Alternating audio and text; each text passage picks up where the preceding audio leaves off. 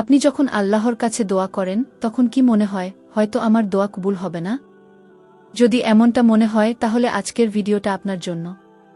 কারণ আজ আমরা শিখব আল্লাহ আমাদের সাথে ঠিক কিভাবে আচরণ করেন আর কেন আপনার দোয়া অলৌকিকভাবে কবুল হওয়ার শক্তি রাখে। আসসালামু আলাইকুম ওয়া রাহমাতুল্লাহি ওয়া বারাকাতুহু। প্রিয় দর্শক, আমরা অনেকেই আল্লাহর কাছে দোয়া করি, কিন্তু মনের ভেতরেই এক ধরনের সন্দেহ থেকে যায়। মনে হয় আল্লাহ কি আসলেই আমার দোয়া শুনছেন? আমার দোয়া কবুল হবে তো?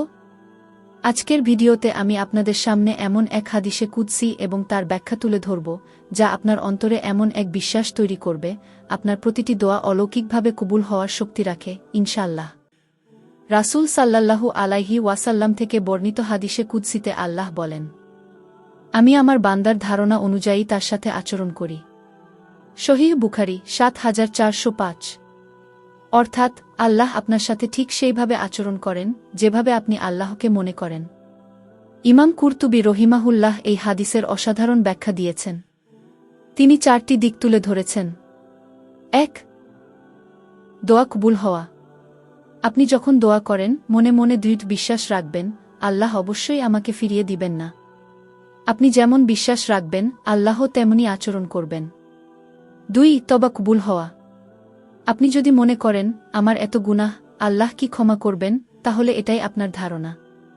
কিন্তু যদি বিশ্বাস করেন আল্লাহ গাফুরুর রহিম, তিনি অবশ্যই আমার তওবা কবুল করবেন, তাহলে আল্লাহ আপনার সাথে সেই রকম আচরণ করবেন।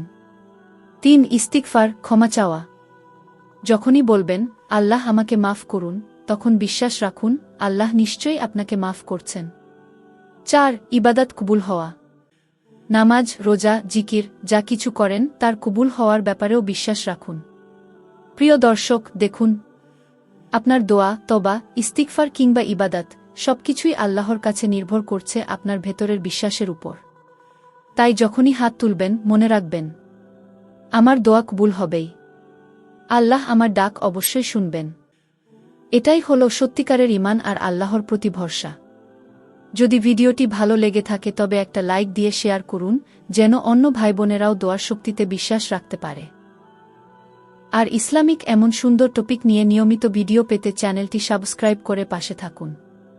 আজকের মতো শেষ করছি। আল্লাহ হাফেজ।